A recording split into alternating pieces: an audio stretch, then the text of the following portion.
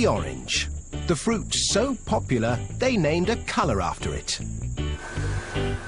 America glugs through 2.5 billion liters of the sweet juice every year, and most of it comes from Florida, where they harvest and squeeze over 30 billion oranges a year to keep the juice flowing. Florida, the Sunshine State, home of Disney World, Miami Vice, hanging chads, and oranges. Millions upon millions of oranges. In fact, orange trees outnumber people 3 to 1 in Florida, and they produce over 6 million tons of citrus fruit every year. And almost all of it ends up as breakfast orange juice. To grow oranges, what you need is good soil, large quantities of blissful Florida sunshine, and buckets of rain. They don't like to advertise it, but the Sunshine State is also the soggy state. Parts of Florida are among the wettest places in the US, with up to 180 centimeters of rain a year. Not so good if you came here for a beach holiday, but great for farmers like Tom Kirshner. This is what adds up to giving us a good environment to grow citrus, adequate rainfall to produce large crops with lots of juice in them. Thanks to the sizzling sunshine and dismal downpour, Tom's able to grow 5 different varieties of oranges here.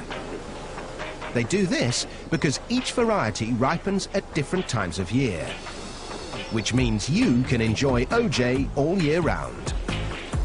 But how do they know when an orange grove is ripe for harvesting? To guarantee that the juice will be liquid sunshine, the sugar-to-water content is analyzed, yielding a measure known as the Brix. When it's at least 10% sugar, the oranges are ripe for the picking. But there's no substitute for the taste test. Can't beat that. Ready to make orange juice.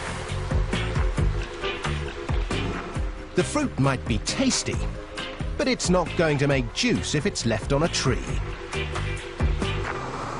They need to be picked, and with millions of oranges ripening at once, they need to be picked fast. If you want to get fruity in a hurry, you need one of these terrifying contraptions. Or as they like to call it here, the Oxbow 3220. This magnificent machine is what's known in the trade as a continuous canopy shaker. And this particular machine was designed by Tom Visser. It engages the foliage of the tree and shakes it to and fro. And the shake is violent enough to sever the fruit stem, and then the fruit falls and gets intercepted. The Oxbow can harvest an incredible 2 tons of oranges every minute. This performance comes at a price. A pair of these mechanical orange pickers will set you back $1 million. Just as well, Tom's got enough work to keep them busy, picking 2 million boxes of oranges, totaling 81,000 tons of fruit per year. Once the oranges have been picked, the race is on to make sure your breakfast OJ tastes as fresh as can be.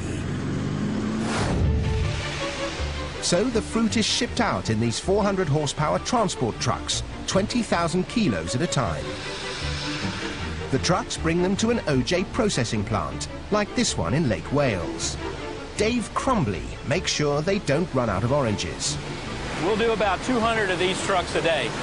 And each one of these trucks will hold about 120,000 oranges. In 24 hours, we'll be about 24 million pieces of fruit that will run through here. So, more often than not, Dave gets his daily dose of vitamin C. To begin with, the oranges are washed out of the trucks. The fruit is then carried along 2 kilometers of conveyors into the processing plant where it's graded. The oranges are separated by size, and it's time to extract the juice.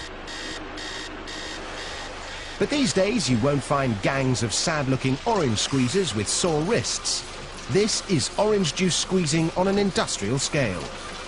This fearsome machine drops each orange into a ring of metal prongs, which squeeze out the juice before ejecting the pith and peel. From orange to OJ in the blink of an eye. Of course, when it comes to OJ, the world is divided into 2 great opposing camps. One likes it smooth, the other with bits. So a load of the pulp that has been carefully screened is added back into the juice to create the wholesome, authentic OJ with all the good stuff still in it.